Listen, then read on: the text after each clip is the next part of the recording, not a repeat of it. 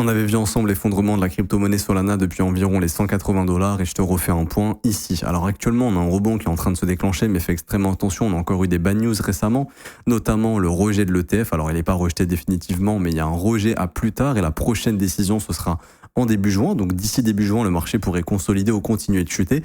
Et également, on a eu un vote qui aurait pu permettre à Solana, de baisser son inflation, sauf que ce n'est pas du tout le cas. Malheureusement, les utilisateurs n'ont pas voté oui, ce qui fait que l'inflation de Solana sur le long terme va rester comme elle est actuellement. Elle est quand même assez importante. Il y a beaucoup de dilution de tokens et ça aussi, c'est pas une news super bullish. Donc malheureusement, pour le moment, on enchaîne un petit peu les mauvaises news sur Solana. Et je vous rappelle que l'objectif principal qu'on a vu ensemble, c'est d'aller sous les 110 $. On n'y est toujours pas venu. C'est pour ça que je pense que personnellement, tous les rebonds qu'on a du Solana, ça va être des pièges. Malheureusement, que ça va relancer le marché à la baisse. Et donc, ce que je vous invite à observer cette semaine, c'est la bougie weekly de la semaine précédente. On voit que ça va être notre range de cette semaine. Et ce que je verrais bien personnellement, éventuellement, c'est soit qu'on reparte à la baisse maintenant, soit qu'on vienne juste prendre les stops du sommet de la semaine passée et qu'ensuite on ait une reprise baissière. Pourquoi ? Parce que cette semaine, on a le FOMC et ça pourrait être un événement qui va permettre de faire cette prise de liquidité. Mais malheureusement, je pense qu'on ira s'enfoncer sous les 110 $ et je pense également qu'on ira faire peur sous les 100 $.